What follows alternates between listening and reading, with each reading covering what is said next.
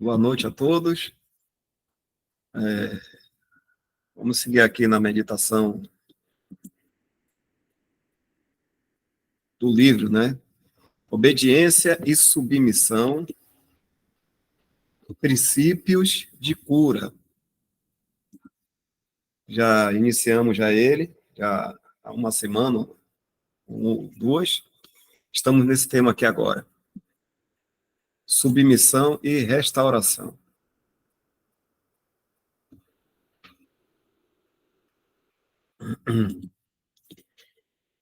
No entanto, quanto à restauração de alguns indivíduos ao centro divino de reunião, observamos o seguinte na história das 10 tribos.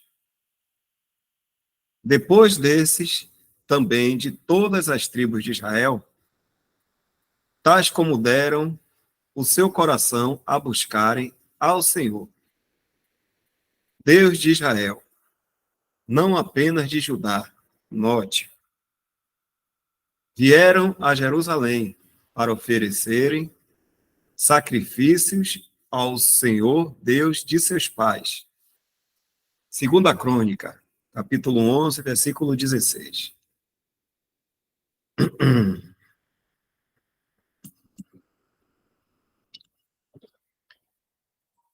Essa é a restauração segundo uma ordem divina.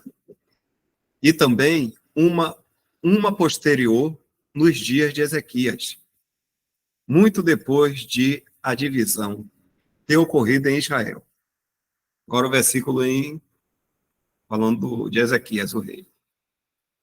Ezequias enviou mensageiros por todo o Israel e Judá e escreveu também cartas a Efraim e a Manassés que viessem à casa do Senhor, a Jerusalém, para celebrarem a Páscoa ao Senhor, Deus de Israel. E os correios foram passando de cidade em cidade, pela terra de Efraim e Manassés, até Zebulon. Porém, riram-se e zombaram deles.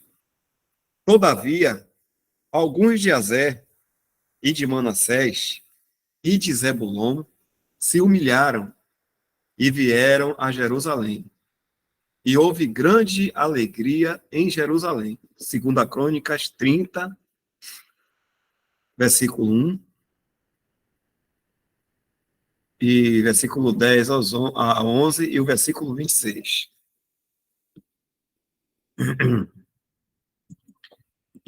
Assim, o Senhor graciosamente usou as fiéis cartas de súplica de Ezequias, palavras de graça temperada com sal.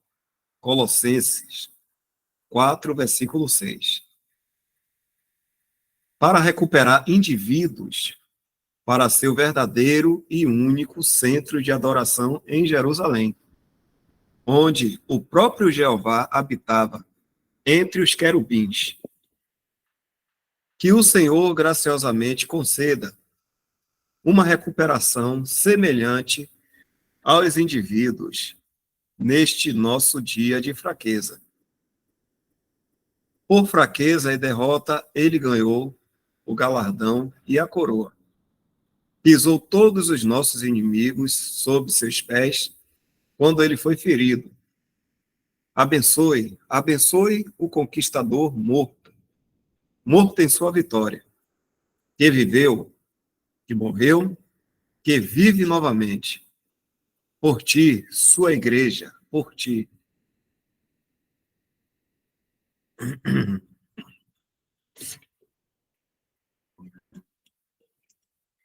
Enquanto nos irritamos com a intromissão da carne nos atos disciplinares de uma assembleia que tem autoridade divina, será que nos esquecemos que a carne também pode agir em um indivíduo que não tem autoridade?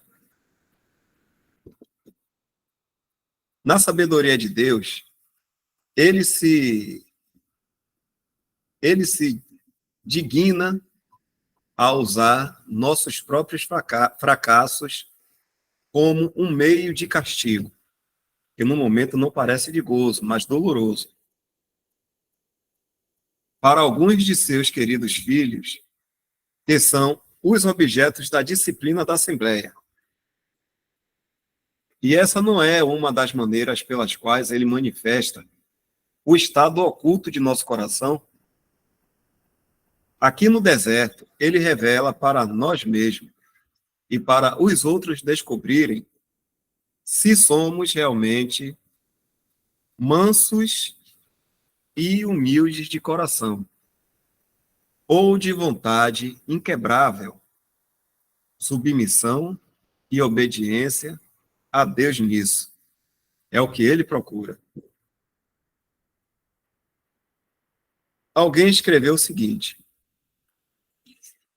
as circunstâncias não causariam problemas se não encontrassem algo em nós que fosse contrário a Deus. Elas passariam como o vento, até que a vontade tenha sido esmagada na presença da majestade de Deus. Não pode haver um estado correto diante de Deus.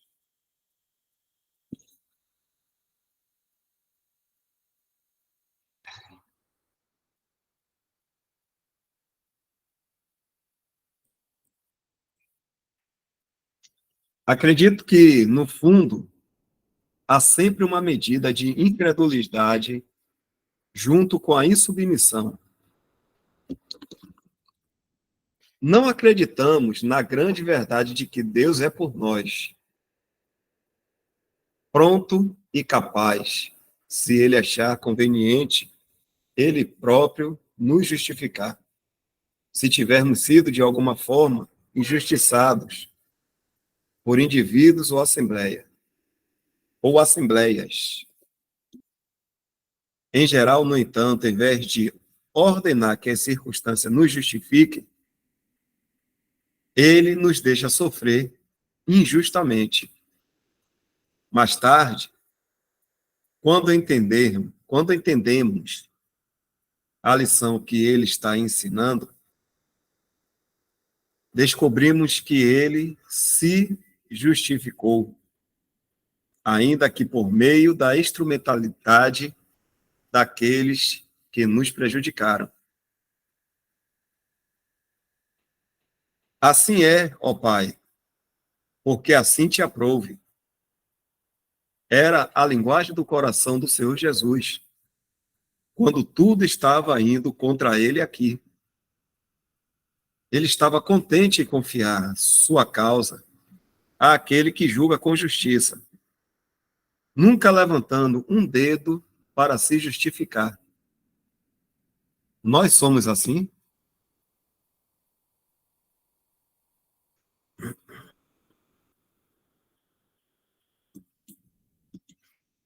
O Senhor promete seu poder de guardar, Apocalipse 3:10. Guardar aqueles que guardam a palavra de sua paciência. Procurar se apegar aos princípios divinos quando eles estão sendo abandonados, coloca a paciência à prova. Contentar-se em ter somente a aprovação dele, embora sejam poucos os que conseguem assim caminhar, é o fruto da obra de Deus na alma. O Senhor oferece maravilhoso encorajamento aos seus santos provados. Eis que venho sem demora.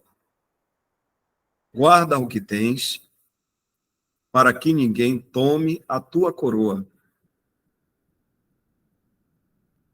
Eles têm algo que o Senhor valoriza. Guarda, diz ele, até que eu venha. Além disso, esses que são desprezados aqui devem ter o lugar proeminente lá na glória, feitos coluna no templo de seu Deus. Apocalipse 3, versículo 12. Texto aqui é de James H. Smith. Houver algum comentário? à vontade.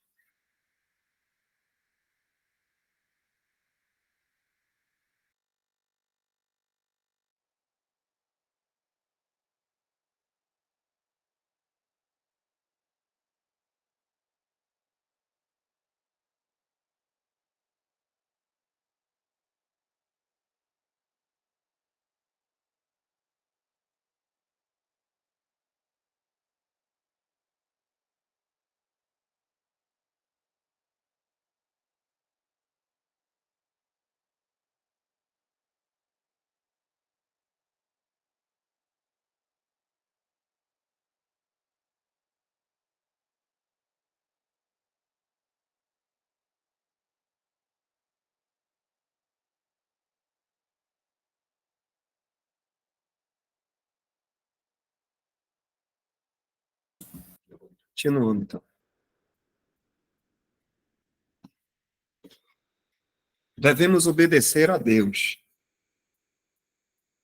E se um homem usar sua autoridade dada por Deus para nos tentar fazer algo contrário às instruções de Deus, os discípulos em Atos 5 enfrentaram essa situação e as suas ações nos mostram a vontade de Deus no assunto.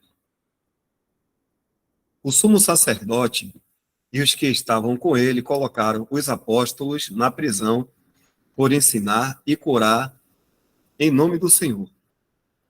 O anjo do Senhor abre as portas da prisão e diz aos apóstolos: Ide, apresentai-vos no templo e dizei ao povo todas as palavras desta vida. E os discípulos fazem isso. Eles são presos e levados perante o sumo sacerdote que diz: Não vos admoestamos nós expressamente que não ensinasseis nesse nome? Pedro e os apóstolos respondem: Mais importa obedecer a Deus do que aos homens. Depois de discutir o assunto entre si, as autoridades espancaram os discípulos e novamente ordenaram que não falassem em nome de Jesus. Eles os deixaram ir e os discípulos continuaram a ensinar e a pregar Jesus Cristo.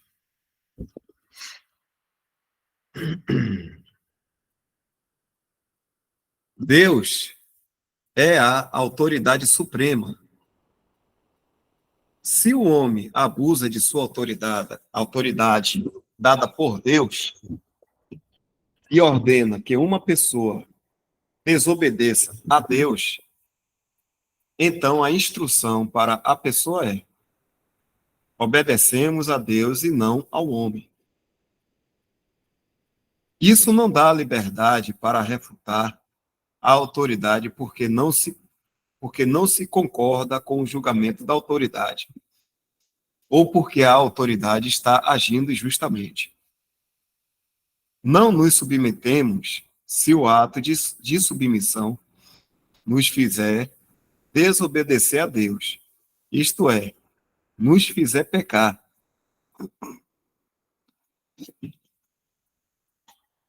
O exemplo perfeito de submissão ao cruel e injusto abuso de autoridade é a submissão do Senhor a Pilatos. Ele podia e se submeteu, sem desobedecer a Deus, ao abuso de autoridade de Pilatos, ao condená-lo injustamente à morte. Que seu exemplo sempre guarde nosso coração e consciência da rebelião contra as autoridades que ele estabeleceu e nos conduza ao caminho de cura da obediência e submissão.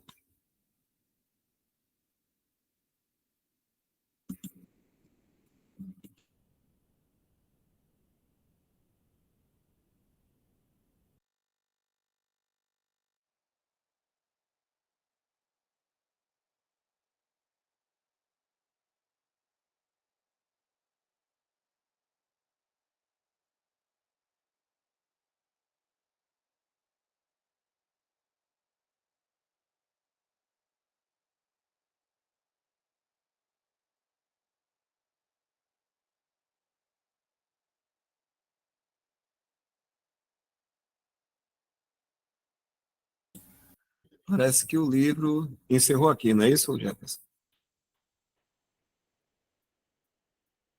Correto, irmão. Ele é bem curtinho mesmo. Estava pensando aqui nesse assunto que o irmão colocou, né, que os discípulos dizem que mais importa obedecer a Deus do que aos homens. E uma coisa dessa pode ser pego, usado de maneira errada. Exemplo, que em Salvador tem o metrô, né? Só que existe uma ordem dentro do metrô de ninguém fazer nenhum tipo de manifestação, nem política, nem religiosa, seja lá o que for. É para manter, é para manter a paz, né, das pessoas, o respeito, da opção de cada um. Então, assim, ali é proibido tais tipos de manifestações. De repente, eu vou lá e, eu acho que eu tenho que agir do jeito que está no versículo aí. Mais importa obedecer a Deus do que aos homens. E o Senhor mandou pregar.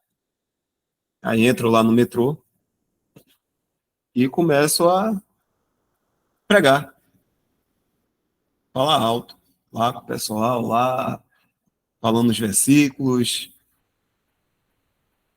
e começa o aviso, que, né, que tem os avisos lá do fone, né, do alto-falante lá, né, que é proibido lá, que respeite a posição de cada um. Não, mas eu acho para mim que estão querendo me pedir de pregar, mas eu vou obedecer a Deus, porque Deus mandou pregar. Não é esse assunto que está aqui. Aqui a gente está sendo, como é que eu posso dizer, rebelde. A gente aqui não está obedecendo a Deus. A gente está usando a palavra para querer ser rebelde. Mesma coisa, se dentro de um shopping não é para se fazer tal coisa, então a gente tem que respeitar a ordem que está naquele estabelecimento ali.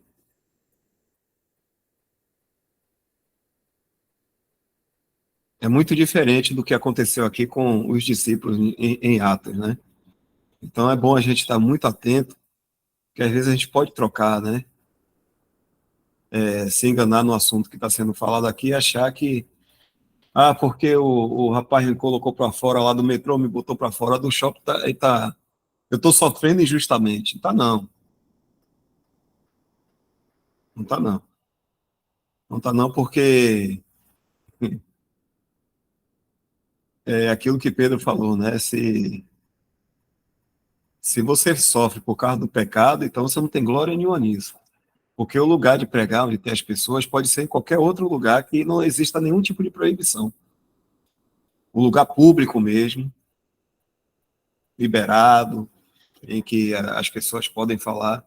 Mas em certos estabelecimentos existem normas. Então a gente tem que tomar muito cuidado a respeito disso, né? E eu já vi situações assim, de cristãos acharem que não, tem que estar ali falando da palavra mesmo, porque Deus mandou, e não é assim. Então, esse é só um parecer que eu estou dando aqui sobre essa questão.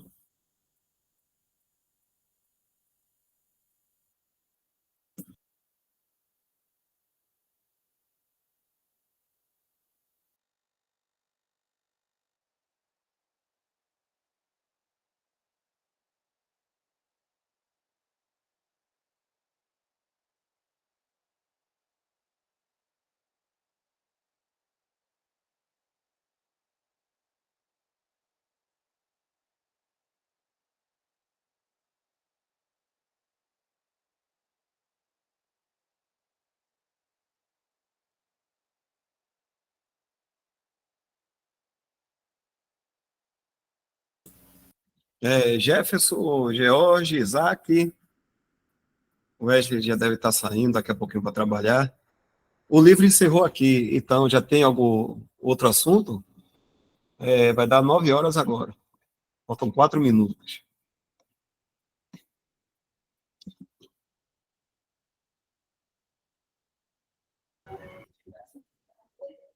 Irmão, se você puder dar uma descida aí para a gente dar uma olhada até, se tem algo que possa até,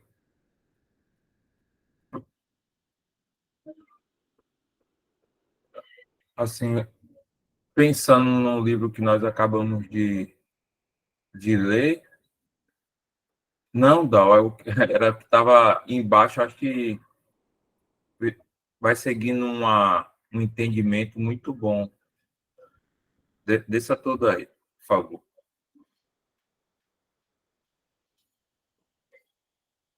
Já que nós estamos falando, acabamos de ler, né? Obediência e submissão, princípios de cura. Eu creio, irmãos, que a gente poderia estar lendo esse aqui, ó, a disciplina cristã, tem a parte 1. É só uma sugestão, porque nós podemos tomar por base o que acabamos de ler, né?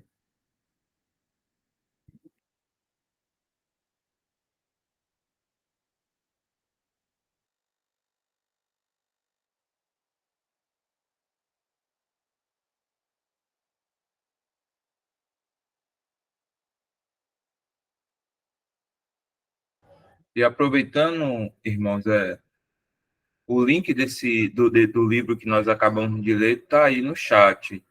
Os irmãos que não puderam participar na semana passada ou na retrasada, podem também estar lendo o livro ou assistindo umas gravações, né? Porque a gente pegou agora no finalzinho, talvez os irmãos não tenham assim, tido um entendimento do que seja a obediência em relação à submissão, e tem muitas questões antes desse último tópico, né? Como a autoridade da Assembleia, a autoridade do marido, e aí pode estar ajudando também na compreensão, né?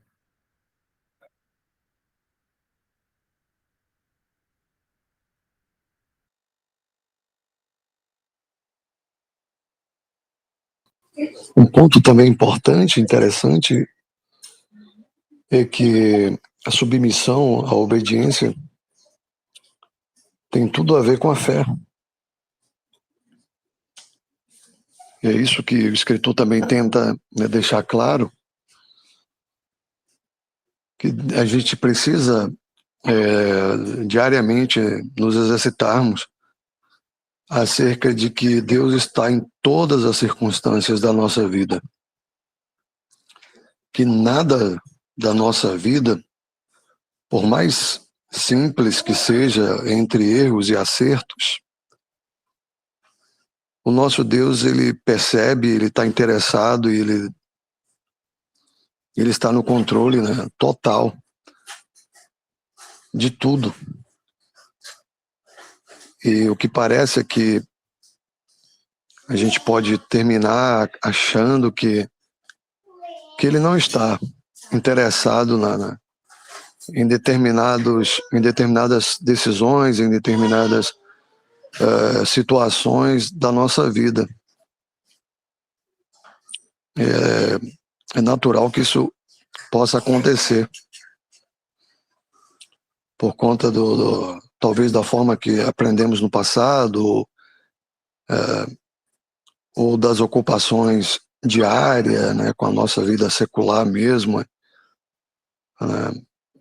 trabalho, casamento, família, nosso dia a dia, e a gente, né, resolve uma coisa, resolve outra, se emprega, desemprega, contrata, compra, paga e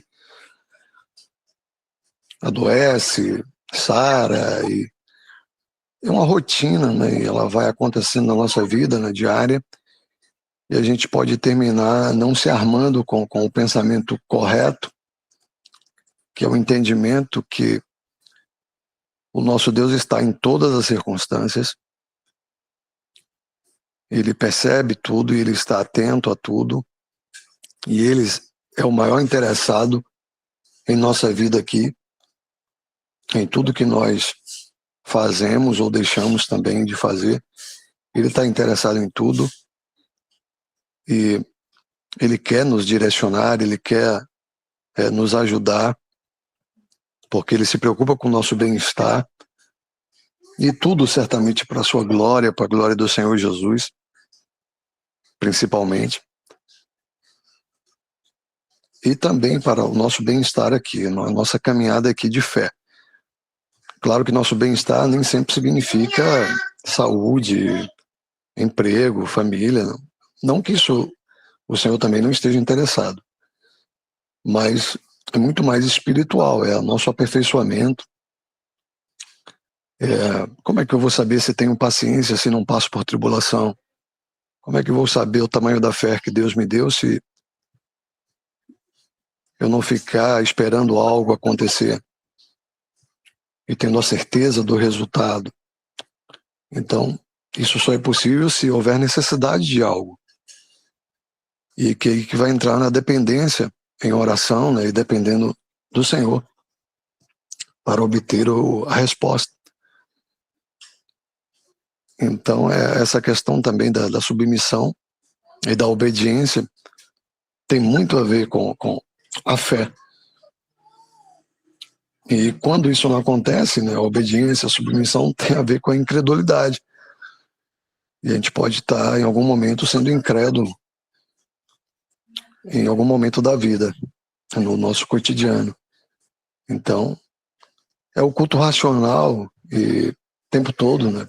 Temos que pedir ao Senhor para renovar o nosso entendimento, para que a gente possa, com os olhos da fé, ver, enxergar que Deus está em todas as circunstâncias da nossa vida.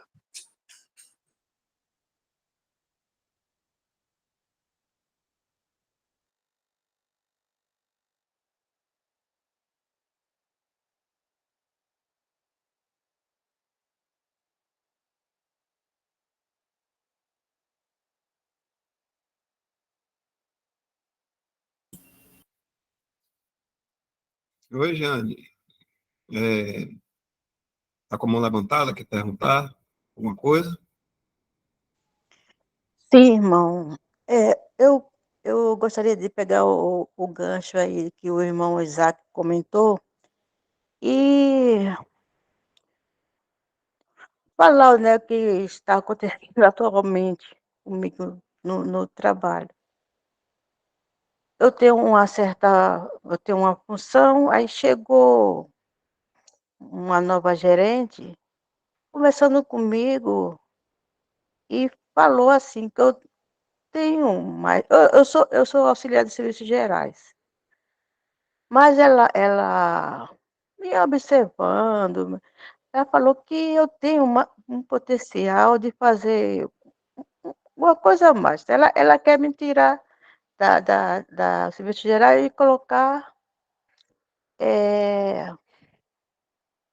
no administrativo, né, para ficar auxiliando algumas coisas.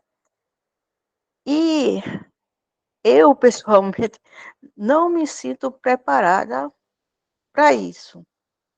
Mas como essa essa frase que não é palavra ao vento, que Deus está em toda circunstância.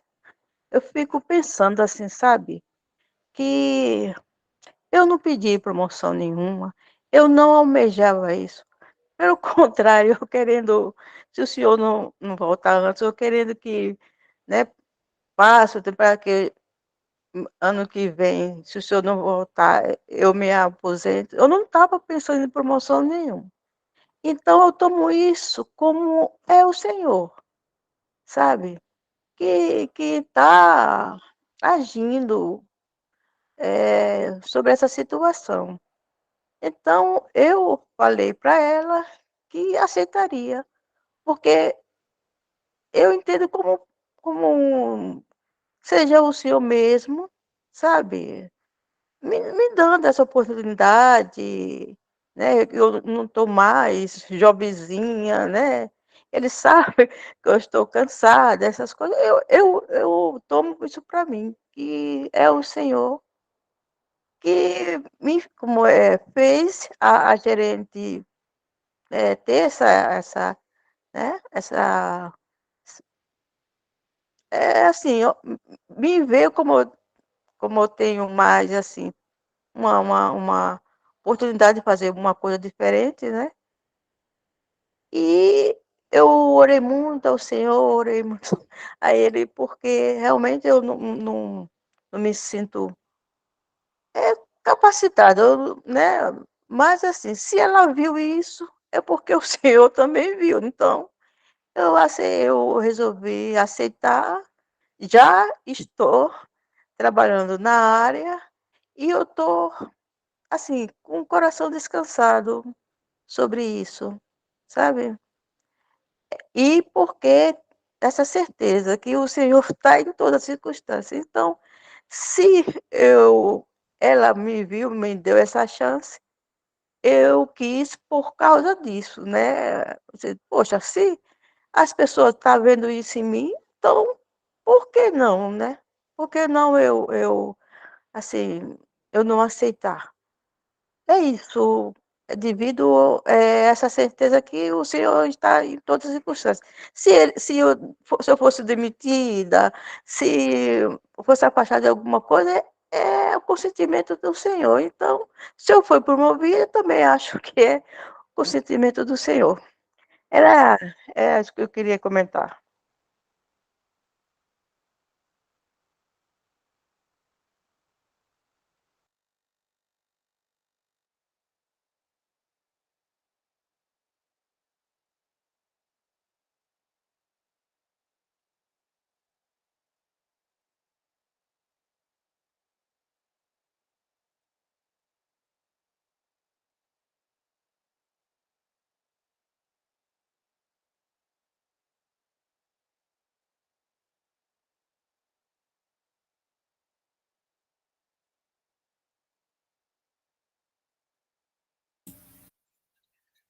Então, ficamos com o livro Disciplina Cristã, parte 1. É isso, Jefferson?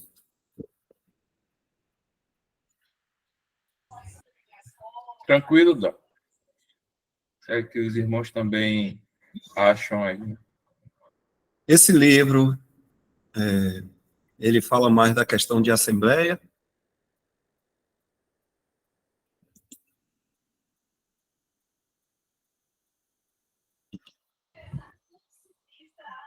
Não, eu só associei ele ao que nós acabamos de ler, né? Já que fala de submissão e obediência.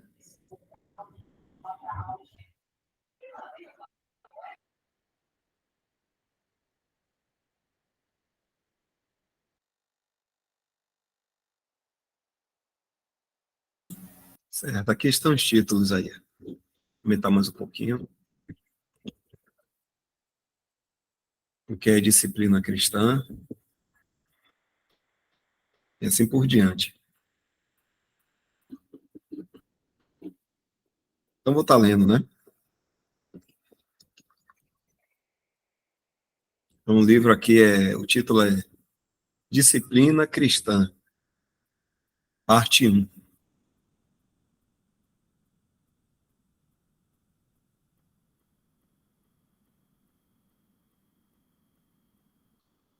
O autor é Julius Anton von Pozek.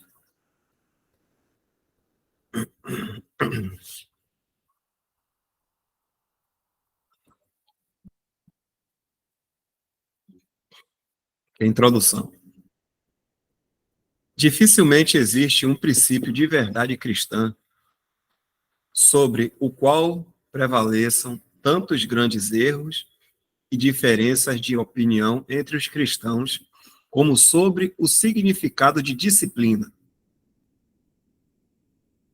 A palavra disciplina, no original grego do Novo Testamento e nas línguas latinas e românticas modernas, tem praticamente o mesmo significado: educação. É uma verdade bem conhecida que é impossível a verdadeira educação sem correção. Deixa eu dar uma lida de novo aqui. É uma verdade bem conhecida que é impossível a verdadeira educação sem correção, seja nas coisas divinas ou humanas, embora infelizmente pouco levada em conta nestes tempos trabalhosos de orgulho, vontade própria e autoafirmação, mas o termo disciplina assumiu em muitos países, especialmente entre nações com hábitos escolares, um significado mais com sabor de chicote e vara do que de graça cristã. Verdade sem graça, enquanto, entre outros, conhecidos pelas suas inclinações liberais, aparece frequentemente o erro oposto, a saber, graça sem verdade. A graça e a verdade vieram por Jesus Cristo. Esta é a ordem de Deus, que não deve ser posta de lado, muito menos em questões de disciplina. A razão para a confusão e dificuldades prevalecentes nas questões de disciplina devem ser buscadas, em parte, na nossa propensão natural de julgar os outros e não a nós mesmos, na nossa triste falta de graça e humildade cristã, em parte, em nossa propensão a preferências carnais. Em parte, ele está dizendo assim, quando tem julgamento, existe, em parte, preferências carnais ou aversão e preconceito contra aquele que é o objeto de disciplina. E, por último, mas não menos importante, na ruína geral da Igreja de Deus, num falso sistema religioso e na consequente confusão quanto às verdades da Igreja em geral.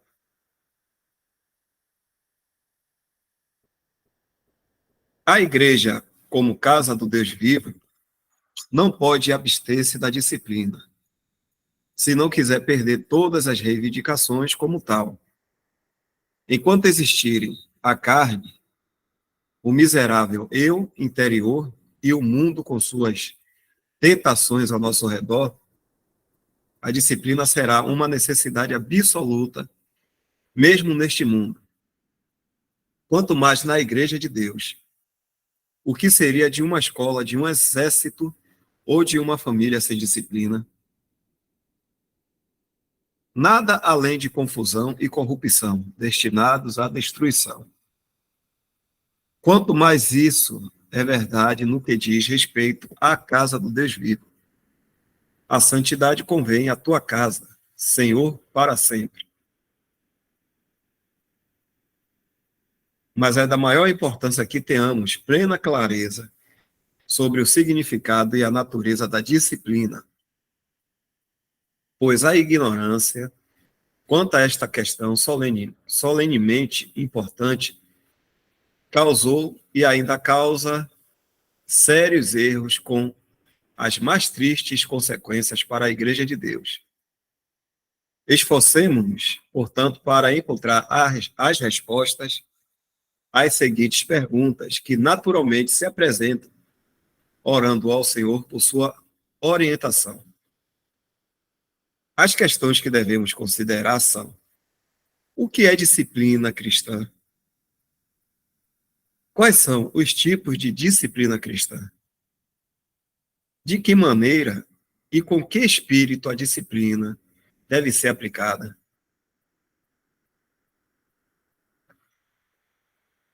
Antes de iniciar aqui, né, esse primeiro tópico aqui, o que é disciplina cristã,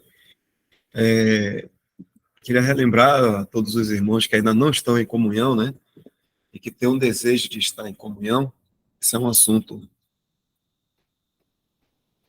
importante para quem quer estar em comunhão à mesa do Senhor. é que à mesa do Senhor existe julgamento. Existe julgamento e um irmão que tiver que ser julgado e disciplinado, isso vai acontecer. Que isso aconteça de acordo com a direção do Senhor, mas pode acontecer também erros, né? O irmão deve falar sobre isso, erros na Assembleia de julgamento. Mas a submissão, como a gente viu um pouco antes, a autoridade do Senhor deve ser mantida. Então, para quem não sabe ainda muito bem, ou você já sabe, já teve conversa, na Assembleia reunida ao nome do Senhor, existe julgamento, mas esse julgamento é por causa da santidade, como a gente viu aqui. A santidade convém à tua casa, Senhor, para sempre. Existe julgamento, existe disciplina que pode ser aplicada. Então, isso pode acontecer com todos que estiverem em comunhão. Vamos supor que uma família tem lá os pais com mais 2 filhos que estão em comunhão e acontece algo com o filho, um desses filhos. E aí o filho tem que ser colocado fora de comunhão. Aí, de repente, o pai ou a mãe, ou o restante da família, né, não concorda em aceitar a disciplina desse parente. Talvez por causa de laços familiares, que vem vergonha também. Ah, o parente, como é que vai ser? Ele vai estar fora de comunhão aqui, como agora, como é que a gente vai estar andando junto, essa coisa toda, pode pensar várias coisas, né? Mas a gente já deve ir para a Assembleia ou tomar esse lugar, a comunhão, a mesa do Senhor, já sabendo que não existe preferências, nem laços de família, é cada um falando por si. Então, se uma Assembleia resolve aplicar uma disciplina a uma determinada pessoa, não um casal, vai dar uma disciplina, ou ao marido, ou à esposa, não deve haver interferência a favor dessa pessoa que tem que ser disciplinada e contra a Assembleia que está disciplinando. Essa questão tem que estar bem firmada na nossa mente para que não haja, né, contendas dentro da Assembleia. Se vier a acontecer isso, que a gente sempre ora ao Senhor, né, para que a gente siga numa comunhão de paz, né? E que cada um saiba possuir o seu vaso, né? Em santificação, que a palavra manda isso. Então, isso é um assunto importante, viu, irmão? Para todos que realmente desejam estar em comunhão à mesa do Senhor, e o Senhor é digno, né? Que a gente deseja estar nesse lugar, mas não é nada que seja pesado, não é nada de peso. Na verdade, como a gente já viu um pouco antes, né? Se o Senhor quer que a gente ande em conformidade à palavra dele, é para a gente se livrar de males nesse mundo. É para a gente se livrar de confusões nesse mundo. Então, assim também é na Assembleia. Então, se algum irmão quiser falar mais alguma coisa, é só lembrando aos irmãos que têm interesse que existe julgamento na Assembleia. E um irmão pode, o irmão ou irmã, ou filho, pai, o esposo, ou esposa, pode ser disciplinado se tiver essa necessidade, né? A gente sempre espera que não, porque é muito chato, é extremamente chato ter que tratar de assuntos assim.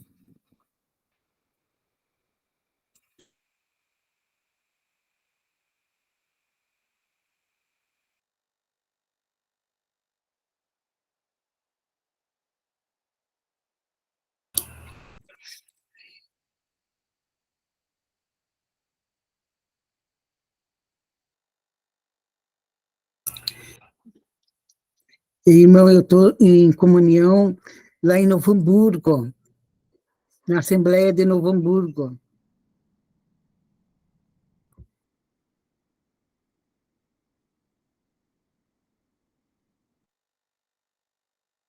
Ok, Elane?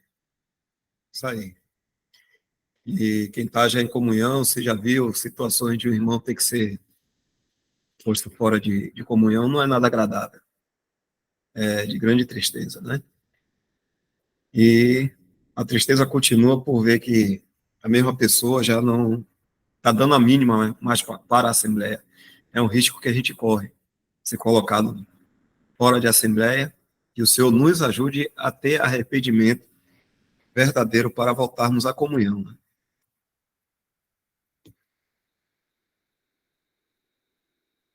Jefferson colocou alguma coisa aqui no chat. É o livro que nós estamos lendo agora.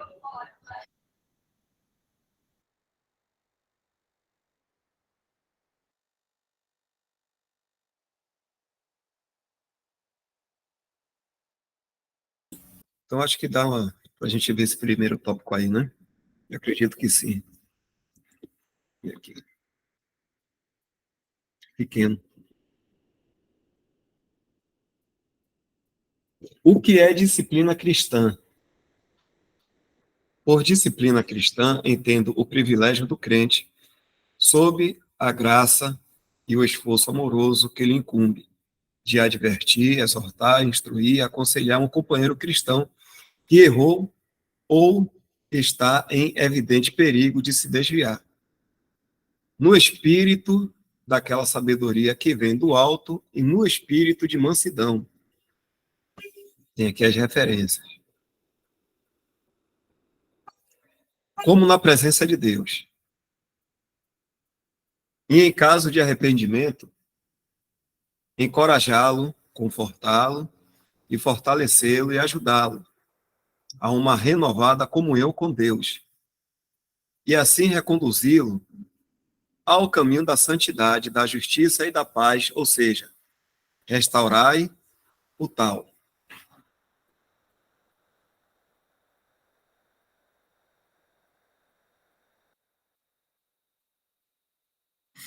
O que muitas vezes é entendido por disciplina na igreja, a saber, a excomunhão da Assembleia, deveria ser, e é de fato, apenas o fim da disciplina, a última e extrema medida, depois que todos os esforços para restaurar o errante terem se mostrado infrutíferos. Nada pode ser mais contrário ao Espírito de Deus e à graça de Cristo do que começar com a excomunhão da Assembleia ou Igreja.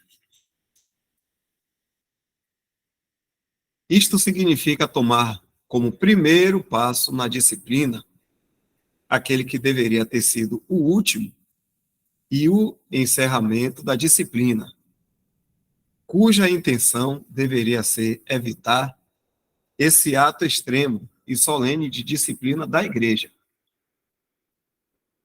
Pois, por mais verdadeiro que seja que uma igreja que se recusa a exercer a disciplina piedosa, a disciplina piedosa, não pode mais ser considerada como a Assembleia de Deus, uma Assembleia que é culpada de um ato de disciplina tão precipitado e prematuro.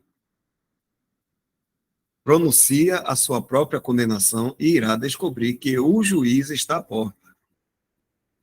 Tiago 5,9. O que deveríamos dizer de um médico que, quando chamado para curar uma perna doente, começaria a cura amputando-a, ou o que se diria de um pai de família que, no caso de um filho desobediente, iniciasse sua disciplina expulsando-o de casa. Expulsando-o de casa é uma pergunta, né? Não seria ele chamado de pai desnaturado e sua ação considerada como bárbara ao extremo? E, no entanto, quantas vezes ouvimos falar de tais cruéis procedimentos, quando, em caso da chamada disciplina piedosa, o primeiro grito foi: seja excluído da Assembleia. Aqueles marinheiros gentios que remavam esforçando-se para salvar tanto Jonas, que foi a causa de toda a sua angústia, como a si mesmo e ao navio, poderiam ensinar uma lição a muitos marinheiros cristãos. Como tais medidas cruéis e ímpias devem ferir o terno e amoroso coração de pastor daquele que é nosso cabeça na glória,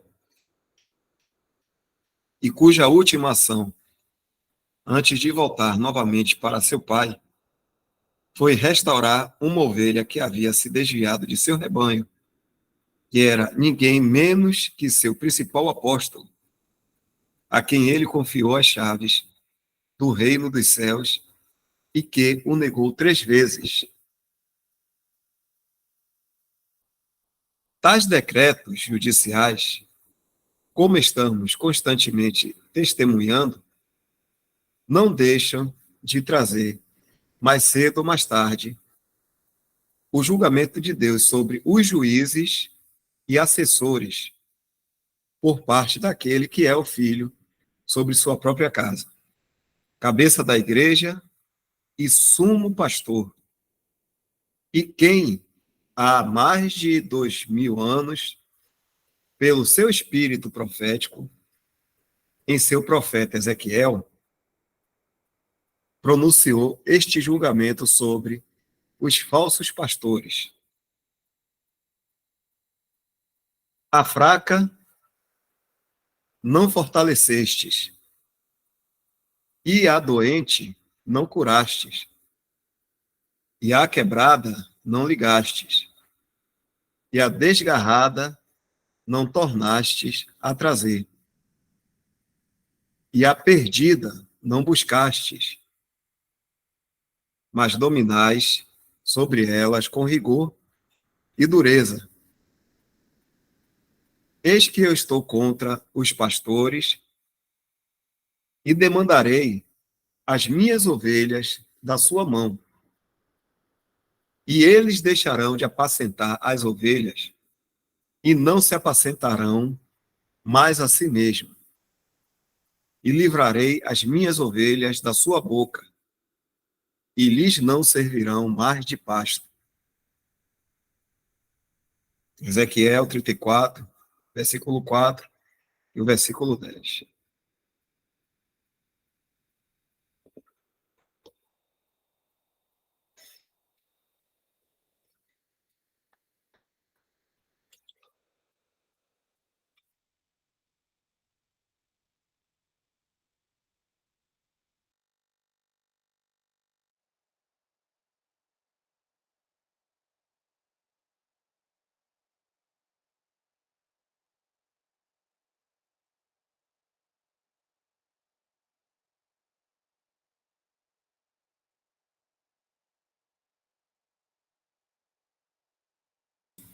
Então já são 9h32.